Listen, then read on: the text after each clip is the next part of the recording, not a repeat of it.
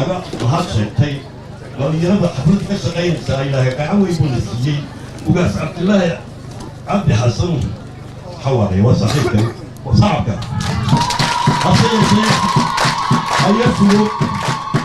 وأحب على الجيني سلطان شريف خطوم وهكذا اللي كتشيدنا إياه وأنا يروح يا واسكو شريف كا وشريف خطوم سلطان صعب كده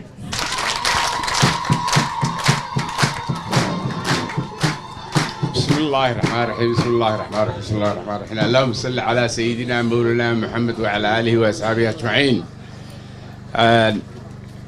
waxaan soo dhaweynayaa suldaanka cusub ee xafladiisii ay ku soo beegantay maalintii rasuulku dhashay dhistay dhintay oo maalin taariikh dalka adduunka islaamka oo dhan ugu jirta oo ilaahay ku soo hagaajiyay ayaan ku soo dhaweynayaa madasha salaadiinta inuu ku soo dhawaado suldaan soo dhawow waanu ku leenahay waad ku soo dhawaanaysaa waanu kula shaqaynaynaa waanu ku garab joognaa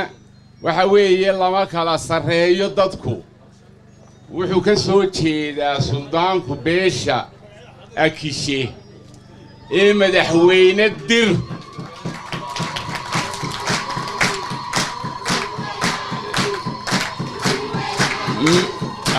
madaxweyne dir buu ka soo jeedaa oo ah akishe gurgure iyo layile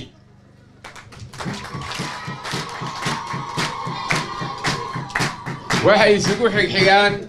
madooba dir madaluug dir iyo haddii aan faano maxadir oo anugu aan ka soo jeedo oo isaaq oo dhammi ka soo jeedo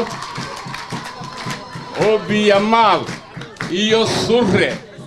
iyo qolada tuudsiga la yidhaahdaa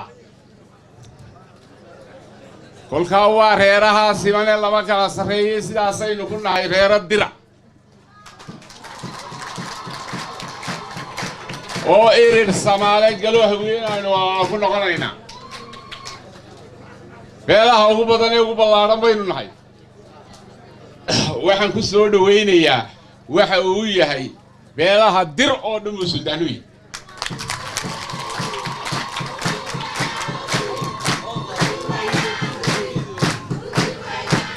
waxa weeye halkan aynu iminka joogno dadka soo sharfay ee meel walba ka yimi oo aan anigu sido gobolkii saaxil magaciisii iyo muuqiisii waxaan ku soo dhawaynayaa gobolkii oo isoo faray salaan naga gaadhsii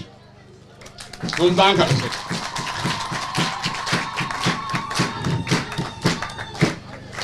waxa weeye maalintii rasuulku la magac galay waanu inoo ducayn doonaa ilaahay inuu abaaraha inaga furto isagana ilaahay xilkaa loo egmaday uu ku asturo ayaan ugu ducaynayaa